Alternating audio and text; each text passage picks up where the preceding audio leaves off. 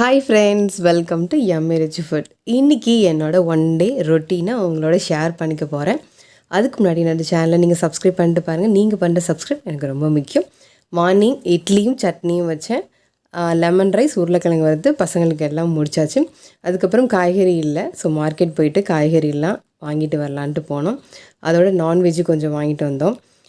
வெஜிடபிள்ஸை நல்லா அலம்பிட்டு ஒரு டவலில் போட்டு வச்சுட்டேன், அந்த தண்ணி வடிகிறதுக்காக. தண்ணியும் வடிஞ்சிருச்சு. இப்போ அந்த கண்டெய்னரில் நம்ம ஸ்டோர் பண்ணி ஃப்ரிட்ஜில் லோட் பண்ண வேண்டியது தான். தக்காளி ஸ்டோர் பண்ணுறதுக்கு இந்த மாதிரி கீழே நான் டிஷ்யூ யூஸ் பண்ணிவிட்டு அந்த மேலே தக்காளி போட்டால் ரொம்ப நாளைக்கு தண்ணியெல்லாம் இறங்காமல் நல்லாயிருக்கும், ஸ்மெல்லெல்லாம் வராமல். ஸோ அதனால் டிஷ்யூ நான் ரொம்ப நாளாகவே யூஸ் பண்ணிகிட்ருக்கேன். இந்த மெத்தடு எனக்கு கம்ஃபர்டபுளாக இருந்தது. மற்ற கண்டெய்னர்ஸ்லாம் நீங்கள் பார்த்தீங்கன்னா கீழே ஒரு லேயர் கொடுத்துருப்பாங்க. நான் இதிலே காட்டுறேன் பாருங்களேன். இந்த மாதிரி கண்டெய்னரில் கீழே ஒரு லேயர் கொடுத்துருக்காங்க. தண்ணியெல்லாம் அதில் போய் ஸ்டோர் ஆகிடும். மேலே காய்கறி ஃப்ரெஷ்ஷாகவே இருக்கும். இது நான் ரொம்ப நாளாக யூஸ் பண்ணிகிட்ருக்கேன். சூப்பராக இருக்குது இது ஸ்டோர் பண்ணுற கண்டெய்னர். இந்த கண்டெய்னர் நான் மீஷோவில் வாங்கியிருந்தேன். உங்களுக்கு லிங்க் டிஸ்கிரிப்ஷனில் கொடுக்குறேன். அதுக்கு முன்னாடி டொமேட்டோ வச்சுருந்த கண்டெய்னர் நான் ஃப்ளிப்கார்ட்டில் வாங்கினேன். அந்த லிங்க்கும் கொடுக்குறேன், நீங்கள் செக் பண்ணி வாங்க. ரொம்ப கம்மியான ப்ரைஸில் தான் வாங்கினேன். இந்த மாதிரி கண்டெய்னர்ஸ் நம்ம யூஸ் பண்ணுறப்ப அந்த வெஜிடபிள்ஸ் அப்படியே இருக்கும், ஃப்ரெஷ்ஷாகவே இருக்குது. ஸோ அதனால தான் இந்த மாதிரி கண்டெய்னர்ஸ் நான் செலக்ட் பண்ணேன். ரொம்ப நாள் காய்கறி வச்சுக்க மாட்டோம், மேக்ஸிமம் ஒரு 5 days இவ்வளோ தான் இருக்கும். அதுக்கே இந்த மாதிரி கண்டெய்னர் வச்சா அப்படியே ஃப்ரெஷ்ஷாக இருக்கும், நம்ம நார்மல் கவர் யூஸ் பண்ணுறதை விட. இந்த பாக்ஸ் நான் ஜியோ மார்ட்டில் வாங்கியிருந்தேன். இது ஜஸ்ட்டு 100 rupeesக்கு 5 box சொல்லிவிட்டு ஆஃபரில் போட்டிருந்தாங்க. ஸோ இதுலேயும் இந்த மாதிரி பாக்ஸ் யூஸ் பண்ணுறப்ப நான் எப்போவுமே கீழே டிஷ்யூ போட்டு தான் யூஸ் பண்ணுவேன். ஏன்னா தண்ணி ஸ்டோர் ஆகிட்டே இருக்கும் ஃப்ரிட்ஜில் வைக்கிறனால. ஸோ பச்சை மிளகா எனக்கு 5 days தேவைப்படும், அதனால் டிஷ்யூ பேப்பர் யூஸ் பண்ணேன். இந்த கத்திரிக்காய் நான் நாளைக்கு இல்லை நாளானைக்கு எடுத்துறதுனால டிஷ்யூலாம் இதுவும் போடாமல் பாக்ஸில் போட்டு வச்சுருக்கேன். இந்த மாதிரி ஜிப்லாக் கவரும் எனக்கு ரொம்ப யூஸ்ஃபுல்லாக இருக்கும். தண்ணியெல்லாம் பெருசாக உள்ளே போயிடாது, நம்ம ஏர் லாக் பண்ணி தான் நம்ம டைட் பண்ணுறோம். ஆகர்க்காய், பீட்ரூட்டு இதெல்லாம் இந்த ஜிப்லாக் கவரில் எடுத்து வச்சுக்கலாம். நல்ல கன்வீனியண்ட்டாக இருக்கும். இந்த ஜிப்லாக்கும் உங்களுக்கு ஃப்ரெஷ்ஷாகவே இருக்கும். நான் எப்போ காய்கறி எடுத்து வச்சாலும் இந்த மாதிரி ஒரு வெண்டிக்காய், ஒரு கத்திரிக்காய் மிஸ் ஆகிடும். ஸோ இதையும் அந்த கண்டெய்னரில் தேடி பிடிச்சி உள்ளே போட்டு ஃப்ரிட்ஜில் இப்போ ஸ்டோர் பண்ணியாச்சு. ஃபஸ்ட்டு கண்டெய்னர்ஸ்லாம் உள்ளே லோட் பண்ணிட்டு வந்துடுறேன். அதுக்கப்புறம் போயிட்டு கவர்லாம் எடுத்துகிட்டு போய் உள்ளே ட்ரேயில் ஓப்பன் பண்ணிவிட்டு ட்ரே உள்ளே போட்டு லாக் பண்ணிக்கிறேன்.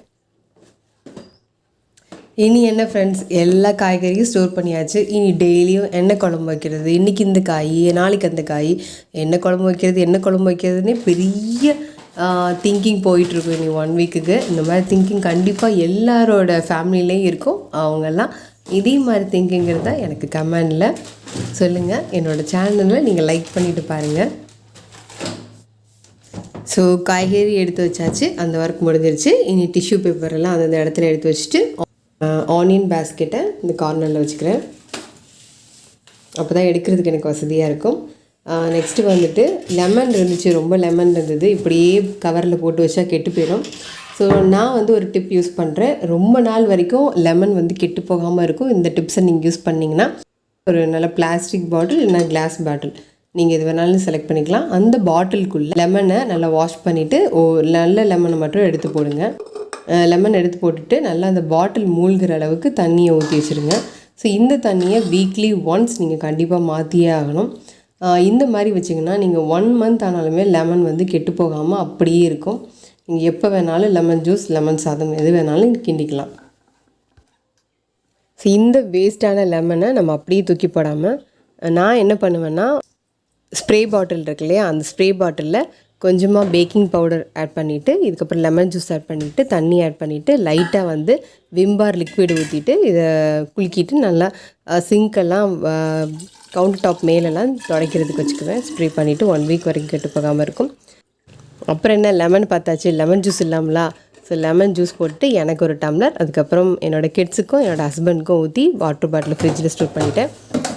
கொஞ்ச நேரம் இதை குடிச்சிட்டு ரிலாக்ஸ் பண்ணிவிட்டு நான்வெஜ் வாங்கிட்டு வந்திருக்கேன்ல, அதை சமைச்சு ரெடி பண்ணிடலாம்.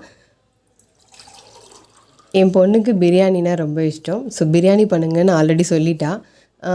கண்டிப்பாக ப்ராய்லர் எடுக்க மாட்டேன்னு சொல்லியிருந்தேன். ஸோ அதனால் காடையும் மீனும் எடுத்துகிட்டு வந்தோம். ஸோ காடைக்கு பிரியாணி பண்ணுறதுக்கு அரிசி ஆல்ரெடி ஊற வச்சுருந்தேன்.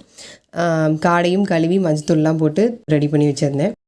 மீன் பார்த்திங்கன்னா, மீன் வறுக்கிறதுக்கு தலையை மட்டும் குழம்பு வைக்கிறதுக்கு மற்றதெல்லாம் வறுக்கிறதுக்கு ரெடி பண்ணி வச்சுருந்தேன். ஸோ இதை மேக்னேட் பண்ணிவிட்டு இது வந்து நைட்டுக்கு தான் மீன் குழம்பும் மீன் வறுவலும். ஸோ ஃப்ரிட்ஜில் எடுத்து வச்சிடலாம். இப்போது அவங்க 3 o'clock வந்துடுவாங்க. ஸோ அவங்களுக்கு சாப்பிட்றதுக்காக நான் வந்து இந்த பிரியாணி ஃபஸ்ட்டு ரெடி பண்ணி வச்சிடலாம் அப்படின்ட்டு எல்லாமே ரெடி பண்ணி வச்சுருக்கேன்.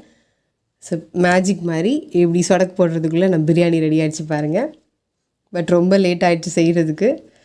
ஸோ சுட சுட ஆவி பறக்கிற காடை பிரியாணி ரெடி ஆகிடுச்சு. அதுக்கு வந்து தொட்டுக்கிறதுக்கு தயிர் வெங்காயம், அவங்களுக்காக 2 ஃபிஷ் மட்டும் வறுத்து வச்சுருந்தேன். மற்றதெல்லாம் நைட்டுக்கு தான். ஸோ ரொம்ப யம்மியாக வாசம் அட்டகாசமாக இருக்குது. ஸோ பிரியாணி மசாலா நான் வீட்டிலே அரைச்சிருவேன். ஒரு நாள் உங்களுக்கு பிரியாணி மசாலா எப்படி பண்ணுறதுன்னு நான் காட்டுறேன். பிரியாணி மசாலா எப்போவுமே நான் கடையில் வாங்க மாட்டேன், வீட்டிலே அரைச்சி வச்சுருப்போம். ஸோ குயிக்காக சட்டுன்னு பண்ணிடலாம் பிரியாணி. இஞ்சி பூண்டு பேஸ்ட் எப்போவுமே இருக்கும், பிரியாணி மசாலா இருக்கும். ஸோ ரொம்ப ஈஸி பிரியாணி பண்ணுறது என்ன கேட்டால். என்னோடய கிட்ஸும் வந்துட்டாங்க. ஸோ அவங்களுக்கு கொஞ்சம் சர்வ் பண்ணிவிட்டு நானும் கொஞ்சமாக சாப்பிட்டுட்டு கொஞ்ச நேரம் ரெஸ்ட் எடுத்துகிட்டு நைட் திருப்பி என்ன பண்ணி வச்சுருக்கேன்னு உங்களுக்கு வீடியோவில் காட்டுறேன். இது வந்து நைட்டு நான் உங்களுக்கு வீடியோ எடுத்து காட்டிகிட்ருக்கேன்.